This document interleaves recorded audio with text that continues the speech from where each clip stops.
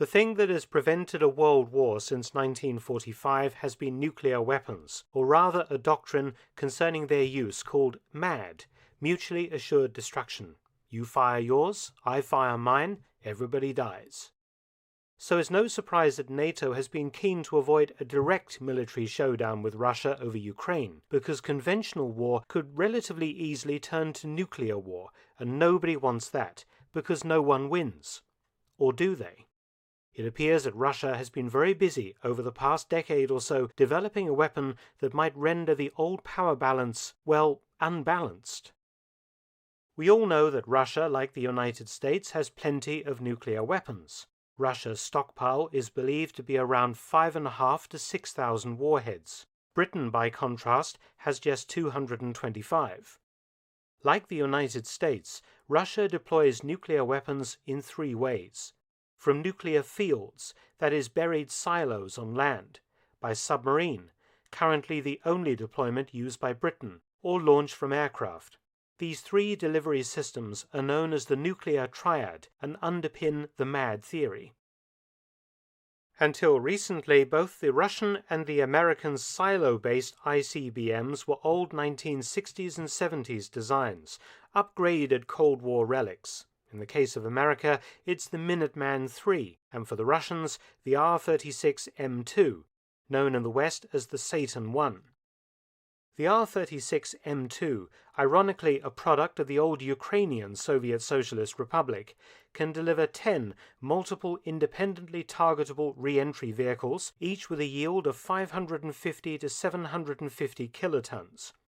By comparison, the atomic bomb the Americans dropped on Hiroshima in 1945 was 15 kilotons. Or the Satan I can carry a single nuclear warhead of up to 20 megatons to a range of 11,000 kilometers.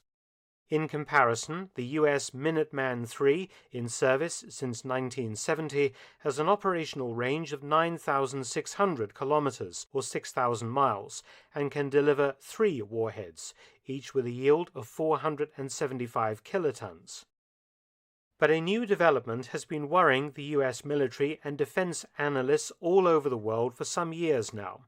In 2018, President Vladimir Putin famously announced to great fanfare the creation of a massive new ICBM that he said was, quote, invincible, end quote. The RS-28 Sarmat, known in the West as the Satan II. And today, it's already operational, beginning to phase out the old Satan Is. So what is worrying about Sarmat? Sarmat is a liquid-fueled, multiple independently targetable vehicle-equipped, super-heavy ballistic missile.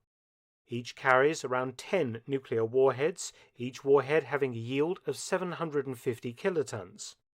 It can also carry up to 24 hypersonic boost glide vehicles, enabling conventional strikes as well as nuclear onto multiple targets. So, Sarmat has, by some estimates, a destructive yield greater than 35 times that of the American Minuteman III missile.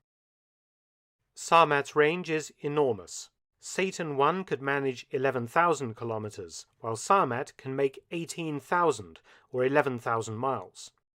What's got analysts worried is Sarmat's range enables the missile to approach North America via the North or South Poles. Sarmat also has a short boost phase after launch, which gives NATO less time to track it by satellite using infrared sensors, and making it more difficult to intercept.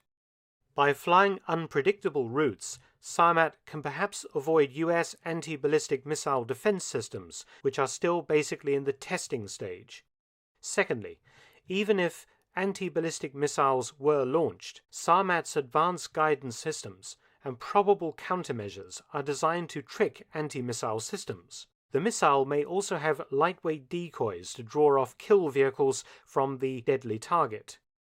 Further, it's been suggested that the launch silos in Russia are defended by an active protection system designed to kinetically destroy incoming weapons, be they bombs, cruise missiles, or ICBMs, up to a range of 6 kilometers altitude, which removes the US first strike capability against Russian silo fields.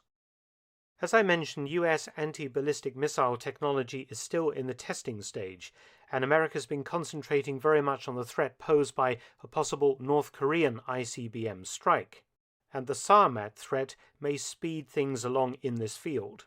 The missile's ability to fly unpredictable routes due to its increased range is a direct threat to NATO, and its defensive systems may make its warheads very difficult to intercept and destroy, not to mention the hypersonic boost glide vehicles it can also carry.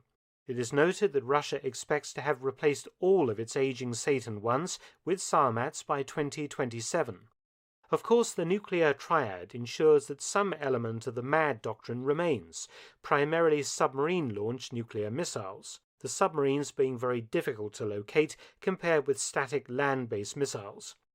But it also seems that Putin is taking the lead in increasing Russia's capability. Are we entering a new arms race after decades of reducing the numbers of nuclear warheads in the world and defense spending more generally?